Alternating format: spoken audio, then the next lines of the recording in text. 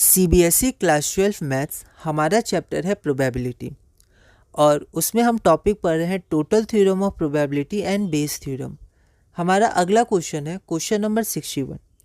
In a factory which manufactures bolt, तो एक factory है जो बोल्ट बनाती है। Machine A B and C manufacture respectively 30%, 50% and 20% of the bolts. ठीक है, तो तीन मशीन है ए बी और सी, वो तीनों मशीन बोल्ट बनाती है। मशीन ए 30% ऑफ बोल्ट बनाती है, मशीन बी 50% और machine C 20%। Out of their outputs 3%, 4% and 1% respectively are defective bolts. ठीक है, तो मशीन ए जो 30% बोल्ट बनाती है उसमें से 3% डिफेक्टिव होता है, बी में 4% और सी में 1%। अब bolt is drawn at random, है ना, एक बोल्ट को हमने उठाया फ्रॉम द प्रोडक्ट। ठीक है, जब सारे बोल्ट्स बन गए तो उसमें से एक बोल्ट को उठाया और पाया गया कि and found to be defective, तो वो जो बोल्ट उठाया गया रैंडमली वो डिफेक्टिव पाया गया। तो find the probability that this is not manufactured by machine B.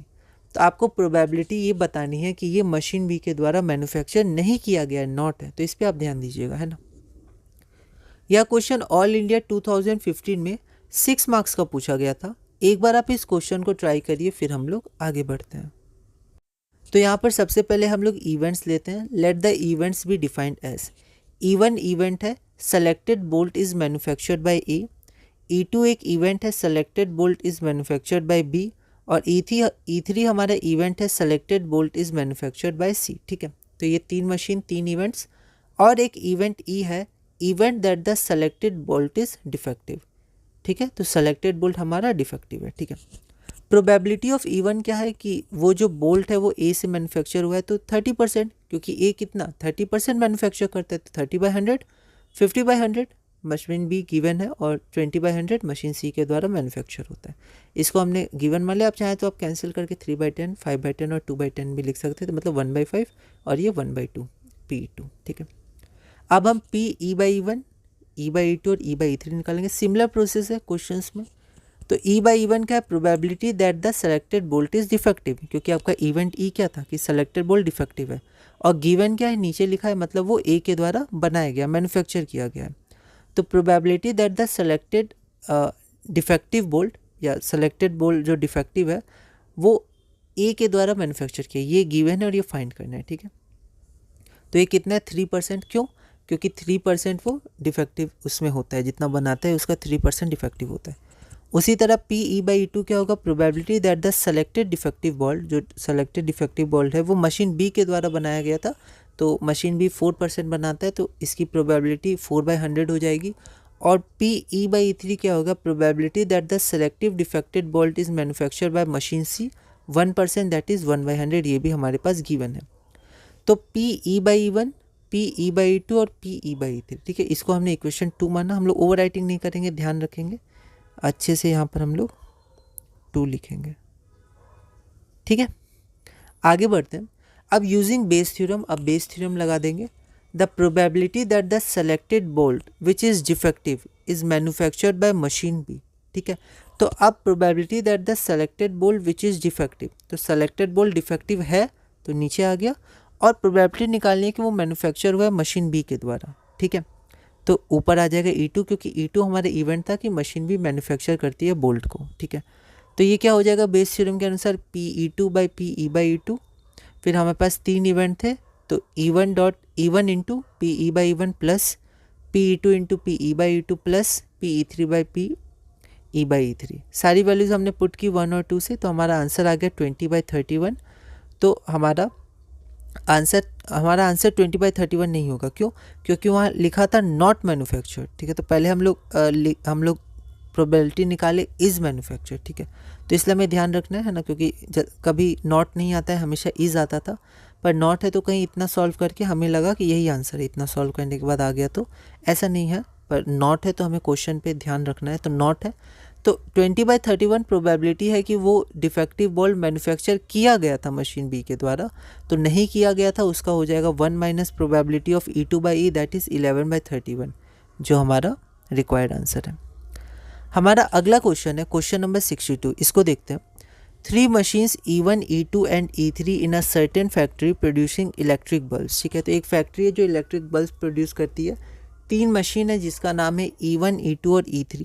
ठीक है, produces 50%, 25% and 25% respectively of the total daily output of the electric bulb. ठीक है, तो यहाँ पर जैसे आपका बोल्ड था वैसे यहाँ पर इलेक्ट्रिक बल्ब है। It is known that 4% of the bulbs produced by each of machine E1 and E2 are defective। बिल्कुल सिमिलर क्वेश्चन है पिछले जैसा।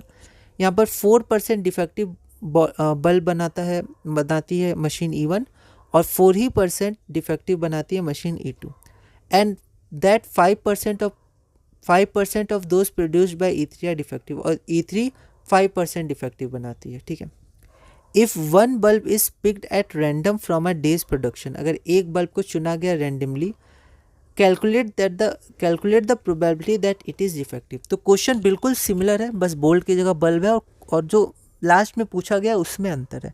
यहाँ पर बस पूछा गया है कि कोई एक बल्ब निकाला गया, तो बस ये प्रोबेबिलिटी बतानी है कि वो डिफेक्टिव है, ये नहीं बतानी है कि वो किसके द्वारा प्रोड्यूस की गई थी, बस ये बतानी है कि वो डिफेक्टिव है ना।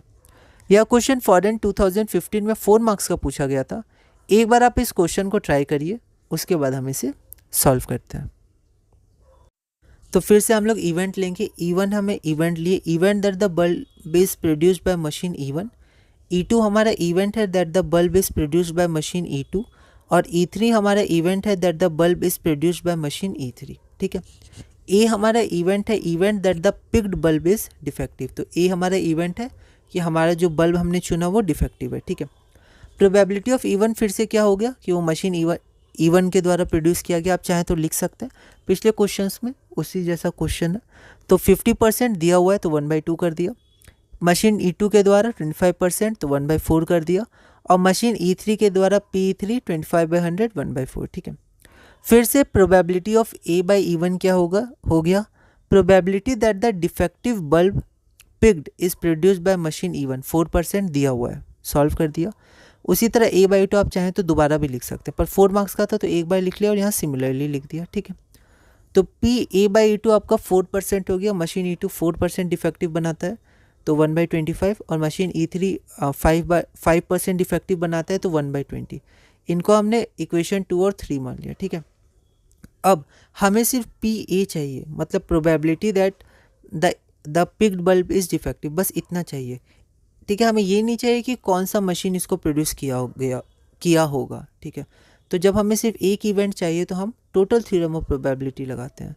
तो by total theorem of probability the probability that the picked bulb is defective, तो प्रोबेबिलिटी ऑफ ए आपका हो जाएगा E1 into PA/E1, E2 into PA/E2 और E3 इंटू PA/E3 है ना। जितने इवेंट्स हैं उनको हम जोड़ देंगे। इसके बाद हम लोग क्या करेंगे कि 1, 2 और 3 इन इक्वेशन से जो वैल्यूज़ हैं उनको हम लोग पुट करेंगे, ऐड करेंगे, तो हमारा आंसर आ जाएगा 17/400। देयरफॉर द रिक्वायर्ड प्रोबेबिलिटी 17/400 जो हमारा रिक्वायर्ड आंसर है। हमारा अगला क्वेश्चन है question number 63। A manufacturer has 3 machine operators A, B and C। ठीक है, 3 ऑपरेटर हैं A, B और C। The first operator A produces 1% of the defective items whereas the other 2 operators B and C produces 5 and 7% of the defective items respectively। ठीक है, तो A 1% defective बनाता है और B और C 5 और 7% respectively। A is on the job for 50% of the time।